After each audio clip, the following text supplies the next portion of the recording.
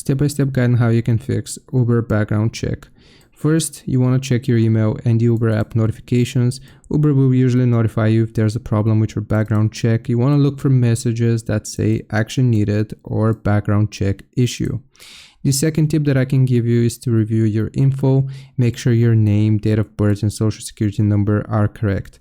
If something is off, it can delay or fail the check. Clean up errors. If there's incorrect info on your background check, you want to contact Checkr, which is the company that Uber uses, to dispute the error. Provide proof if needed. Be patient, but not too patient. Background checks usually take 3 to 10 days, but if it's taking longer than 2 weeks, you want to contact Uber or Checkr for help. Reach out to Uber support. In the Uber driver app, you will click on the 3 lines, then select help, and then account and app issues. Background check. You will then submit your question or concern. You want to also stay calm and follow up. Keep things organized and follow up regularly. Set reminders to check back every few days. Hope this helps. Hope these tips help. Leave a like and sub, and I'll see you next time.